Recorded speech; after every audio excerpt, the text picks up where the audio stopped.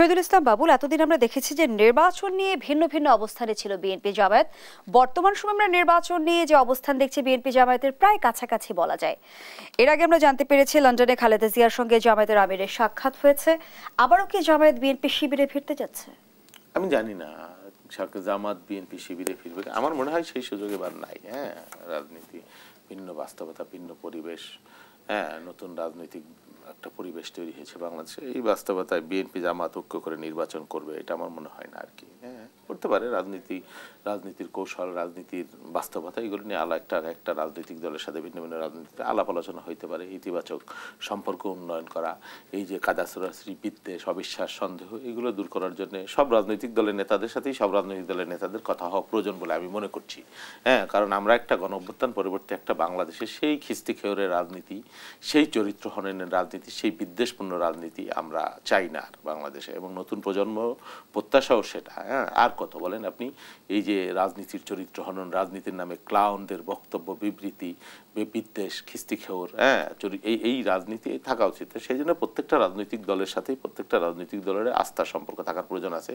সেটা দেশের প্রশ্নে, জাতীয় ঐক্যের প্রশ্নে, সব বিষয়ে আমরা একমত হবো তা না, কিন্তু একমত যদি নাও হই, বিরোধিতা বা সমালোচনারও একটা ভাষা থাকার প্রয়োজন আছে, শালীনতা থাকার প্রয়োজন আছে। আপনি সমালোচনাও করতে পারেন শালীনভাবে, সুন্দরভাবে, তারও একটা মর্যাদা থাকতে পারে।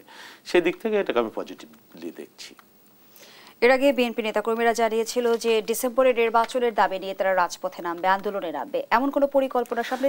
সেটা যদি পার্টি মনে করছে, আজকে দেখা করেছেন এবং আমাদের পার্টির আমি যেটা শুনলাম মিডিয়ায়, মানে মহাসচিব যেটা বলেছেন যে আমরা মোটেই সন্তুষ্ট না, আমরাও সন্তুষ্ট না, সন্তুষ্ট হওয়ার কোনো কারণও নাই।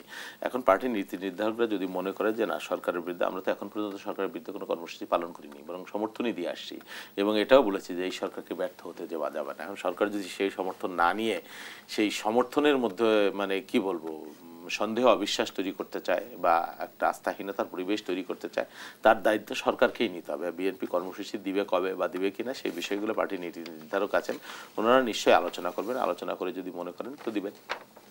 আপনারা যেমন নির্বাচনের সুনির্দিষ্ট রোডম্যাপ চেয়েছেন, অন্যদিকে একটি দলকে সন্তুষ্ট করতে প্রধান উপদেষ্টা সময় বললে অন্যরা অসন্তুষ্ট হতো, এমনটি বলেছেন এনসিপির জ্যেষ্ঠ যুগ্ম আহ্বায়ক সামান্তা শারমিন। আমি বুঝতে পারিনি কি বলতে চেয়েছেন উনি। আপনারা তো সুনির্দিষ্ট রোডম্যাপ চাইছেন, কিন্তু যেমনটি আসলে তিনি বলছেন যে একটি দলকে সন্তুষ্ট করতে প্রধান উপদেষ্টা সময় বললে, মানে নির্বাচনের রোডম্যাপের কথা বললে অন্যরা অসন্তুষ্ট। আচ্ছা, নির্বাচনের বিষয়ে সুনির্দিষ্ট রোডম্যাপ বললে কি কারণে অসন্তুষ্ট হবে? তাহলে কি তাদের গণতান্ত্রিক চিন্তা, চেতনা, মূল্যবোধ একেবারে বিলোপ হয়ে যাবে? আবার নতুন করে নির্বাচনের রোডম্যাপ তো থাকারই প্রয়োজন একটা দেশের জন্য। এটা পঞ্চবার্ষিকীর পরিকল্পনা থাকা প্রয়োজন।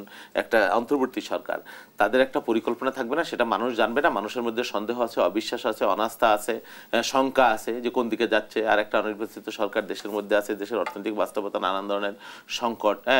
এই সংকটের মধ্যে আমরা তো নির্বাচনের কি বলে, আমরা তো নির্বাচন ছাড়া ক্ষমতায় যেতে চাই। আমরা বলেছি একটা নির্বাচন, সেই দাবি আমাদের পুরনো দাবি, 15 বছর যাবৎ আমরা বলছি যে আমরা একটা গ্রহণযোগ্য নির্বাচন চাই। কেয়ারটেকারের অধীনে বা দল নিরপেক্ষ সরকারের অধীনে একটা নির্বাচন চাই। তখনও যা চেয়েছি, এখনো আমরা তাই চাচ্ছি। এর কারণ যে আমরা ভুলও যদি হয়, আপনি ধরে নেন এই সরকার বাংলাদেশকে 5 বছরের মধ্যে ইউরোপ, আমেরিকা, সুইজারল্যান্ড বানাই দিবে, তারপরও তাকে 5 বছর ক্ষমতায় থাকার ভ্যালিডিটি মিন করে না, বা এটা কোনো গণতান্ত্রিক রীতিনীতির মধ্যে ধারে কাছেও পড়ে না। সেটা তো সম্ভবই না। কি অর্জন হয়েছে না হয়েছে সেই সমালোচনা আমি নাও যদি যাই, এটা কোনোভাবেই এটা গ্রহণযোগ্য বা মিন করে না।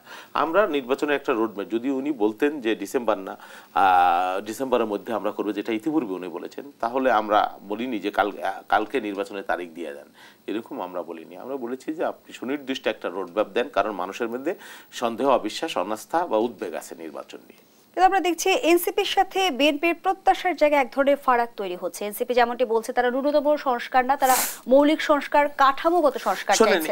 বিএনপি বলছে ন্যূনতম সংস্কারের কথা, এবং তারা সুনির্দিষ্টভাবে বিচারের কথা বলছে। আচ্ছা, এ তো বায়বীয় কথাবার্তা, এগুলি হলো নির্বাচন পেছানোর ষড়যন্ত্র। এই জন্যই প্রশ্নটা উঠছে। বিচারটা কি করবে, কতদিনে করবে, কি করবে, এটা কি সম্ভব? নির্বাচনকে আপনি বিচারের সাথে কেন মিলাচ্ছেন? নির্বাচনকে আপনি সংস্কারের সাথে কেন মিলাচ্ছেন? এগুলো তো ধান্দাবাজি বলে, নতুন একটা ধান্দাবাজি, নতুন বন্দোবস্তের নামে এগুলো মানুষ মনে করছে এবং এটা বাস্তবতা বলে মনে হচ্ছে। একটা রাজনৈতিক দল যার বয়স কয়দিন আপনি বলেন, তারা কেন কি কারণে এই মানে এদের সর্বোচ্চ নেতৃত্বের বয়স হলো 28 বছর, হ্যাঁ, এবং ছাত্রদেরকে নিয়ে তৈরি হয়েছে একটা রাজনৈতিক দল। তারা যদি এরকম, এবং যারা যাদের রাজনৈতিক কর্মকাণ্ড ম্যাক্সিমাম ফেসবুক কেন্দ্রিক, তারা যদি কি রাষ্ট্রীয় অনুষ্ঠানে 3টা দলের মধ্যে দাওয়াত পায়, এটা কি বৈষম্য না? এটা তো সরকারের বৈষম্যমূলক, তাদের প্রতি সিম্পেথি বা তাদের প্রতি কি বলে পক্ষপাত বলে মনে করছি। অনেক পুরনো রাজনৈতিক দল আছে তারা দাওয়াত পায় না, এনসিপি কিভাবে দাওয়াত পায়, যারা এখনো নিবন্ধনে পায় নাই। তো সরকার তো তাদের প্রতি কি ইয়ে আছে, পক্ষপাত। ধন্যবাদ জানাচ্ছি শহীদুল ইসলাম বাবুল।